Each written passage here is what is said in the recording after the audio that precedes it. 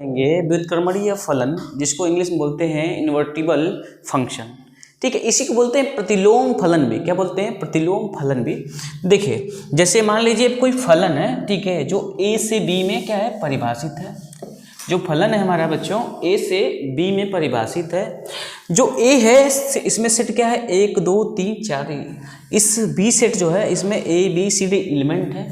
तो यहाँ पे जो फलन बना है वो क्या क्या बना है, 1 का संबंध ए के साथ है तो क्या जाएगा 1a, 2b, 3c और 4d। क्या बनेगा? 4d।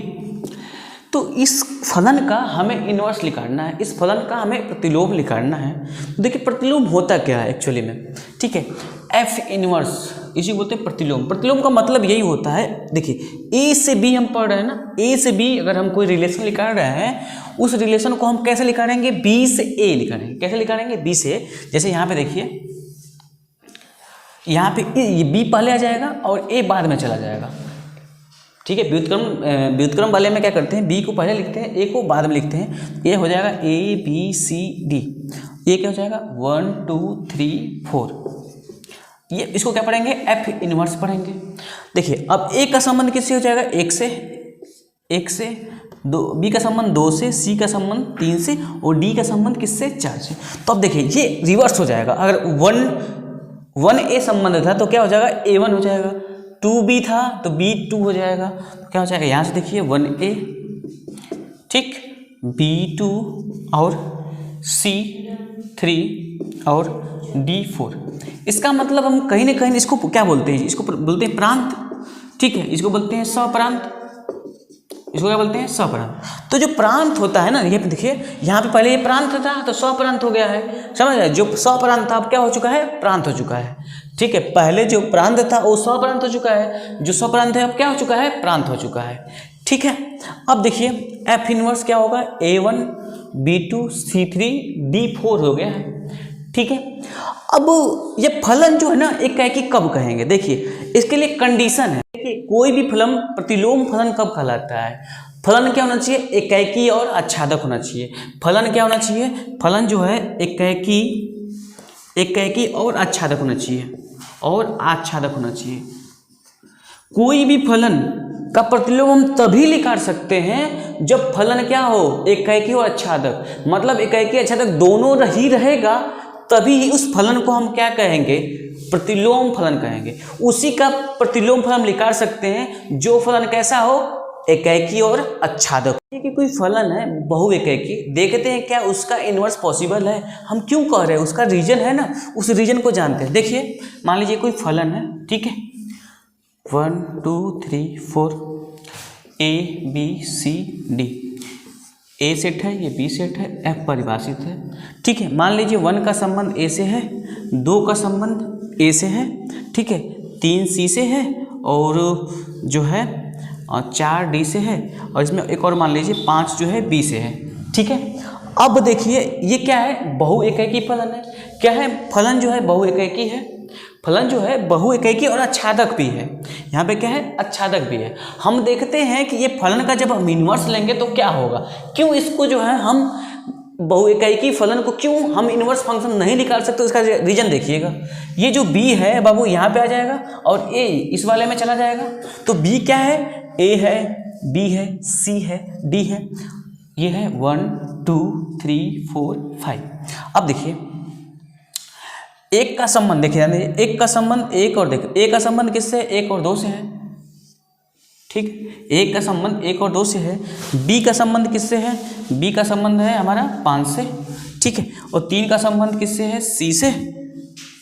ठीक है, डी का संबंध जो है किससे है, 4 से है। ठीक है, अब इसमें देखिए क्या ये फलन है, फलन ही नहीं है। फलन की परिभाषा क्या है, फलन की परिभाषा एक यह है कि एक एलिमेंट का केवल एक ही प्रतिबिंब होना चाहिए।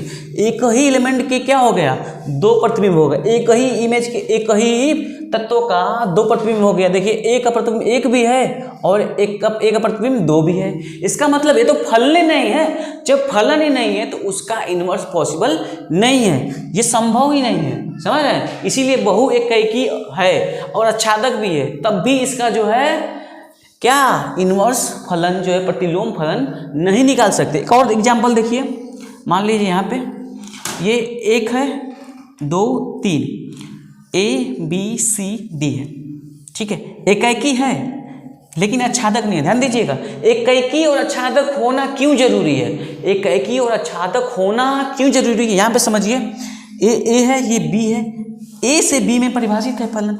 अब जब हम इसका इन्वर्स लेंगे तो ये पहले लिखा जाएगा, तो पहले लिखे जाएगा तो बी लिखेंगे, क्या लिखेंगे, ABCD लिखेंगे, फिर ए को लिखेंगे यहाँ पे, ए को, तो क्या है 1 2 3, ठीक है। अब देखते हैं, देखिए ए का संबंध किससे, 1 से, 2 बी का और C 3 का।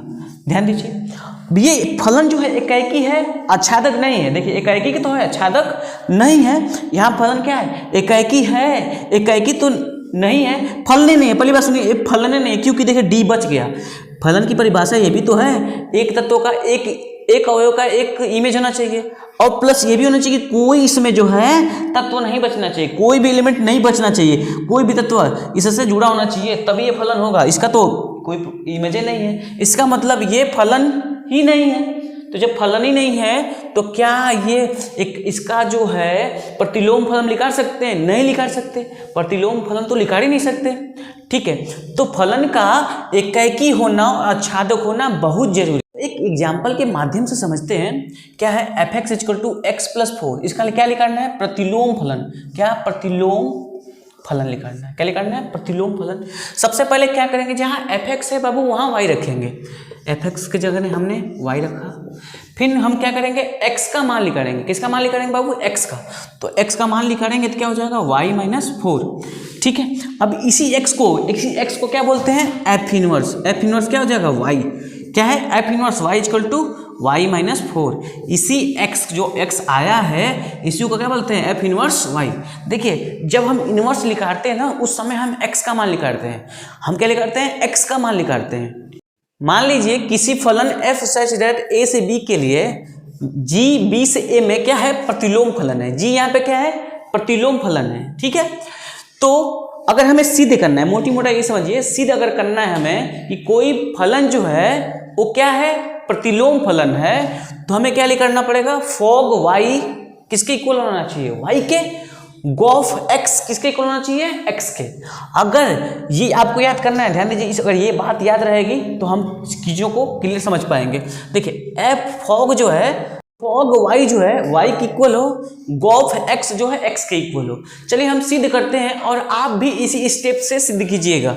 देखिए सबसे पहले क्या करेंगे, fx = 2x+3, ये फलन दिया हुआ है। अब बोले हैं ना, जब भी हमें इनवर्स निकालना हो, प्रतिलोम निकालना हो, इसको क्या मान लेंगे हम, y। तो y = क्या हो जाएगा, 2x+3। अब इसमें क्या बोले हैं, हमें x का मान निकालना है, तो इसको इधर भेज देंगे तो क्या हो जाएगा, y - 3 = 2x। तो x = कितना आएगा, y - 3/2, ठीक है। अब इसी x को क्या बोलते हैं, gy। ध्यान दीजिएगा, इसी x को क्या बोलते हैं हम लोग, gy क्या है, यहाँ पे प्रतिलोम फलन है। f इनवर्स बोले थे ना, f इनवर्स y, इसी को बोलते हैं gy। तो gy = कितना हो गया, y - 3/2। gy = क्या होगा, y - 3/2। अब सबसे पहले बाबू हमें क्या लिखना है, फॉग y, ठीक है। इसका मतलब क्या लिखेंगे, फॉग gy, ऐसे लिखेंगे, लिखते हैं ना, f gy। अब gy की वैल्यू रखेंगे, यहाँ पे क्या रखेंगे, y - 3/2। चलिए अब f फलन में जाएंगे, f फलन में, और x के बदले क्या लिखेंगे, ये लिखेंगे। तो क्या हो जाएगा, यहाँ पे देखिए 2x के बदले क्या लिखेंगे, y - 3/2 + 3, ठीक है। अब देखिए यहाँ से 2 से 2 कट गया तो क्या हो जाएगा, ये y - 3 + 3, 3 से 3 कट गया।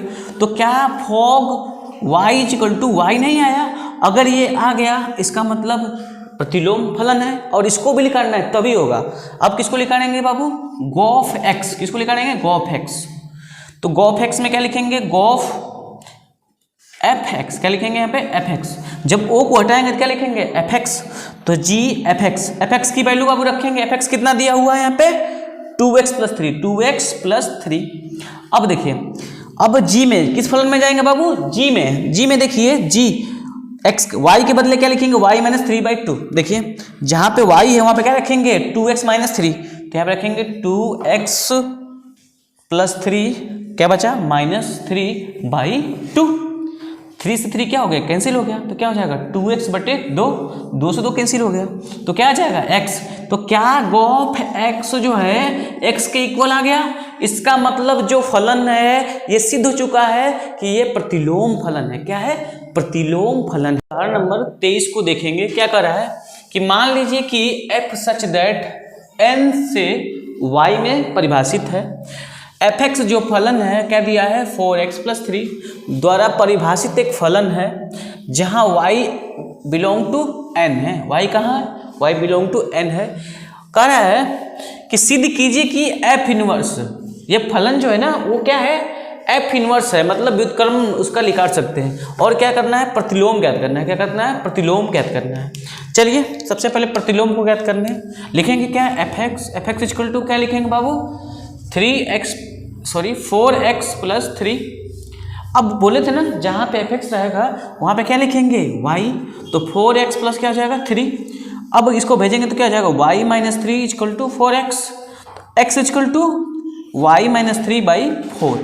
ठीक है, अब इसी को बाबू हम क्या करते हैं, इसी को क्या बोलते हैं, gy। क्या बोलते हैं इसी को, gy इक्वल टू हो जाएगा y माइनस 3/4। ये तो हमारा प्रतिलोम फलन हो गया। ये क्या हो गया, हमारा प्रतिलोम फलन हो गया। अब हमें सिद्ध करना है कि ये फलन प्रतिलोम है, व्युत्क्रमणी है, मतलब इस फलन का जो है व्युत्क्रमणी पॉसिबल है। तो उसके लिए हम सबसे पहले बाबू क्या बोले थे कि गोफ x निकालेंगे, वो किसके इक्वल होना चाहिए, x के। और क्या निकालेंगे, फॉग g निकालेंगे, फॉग gy वो किसके इक्वल होना चाहिए, y के।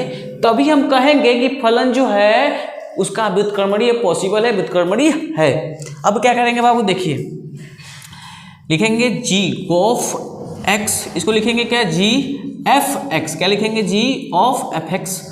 अब हो जाएगा g। अब बताइए f(x) की वैल्यू कितनी है, यहाँ पे देखिए f(x) कितना दिया है, f(x) कितना है, देखिए 4x प्लस 3, क्या हो जाएगा 4x प्लस 3। अब देखिए g वाले में जाएंगे, g वाले में, और जहाँ y है वहाँ पे क्या लिखेंगे, 4x प्लस 3, तो रखते हैं, क्या हो जाएगा 4x प्लस 3 माइनस 3/4, 3 कट गया, क्या हो जाएगा 4x/4, 4 से 4 कट गया, तो क्या हो गया x। अब क्या लिखेंगे, फॉग y, क्या लिखेंगे, फॉग y, क्या हो जाएगा f(g)y, क्या हो जाएगा f(g)y। अब क्या करेंगे, फलन f(g)y की वैल्यू रखेंगे, g(y) की वैल्यू कितनी है, y माइनस 3/4। अब क्या हो जाएगा, देखिए अब फलन f में जाएंगे और x के बदले क्या लिखेंगे, x के बदले y माइनस 3/4 रखेंगे, तो हो जाएगा 4y माइनस 3/4 प्लस 3, 4 से 4 कट गया, ये हो जाएगा y माइनस 3 प्लस 3, 3 कट गया, तो क्या आ गया y।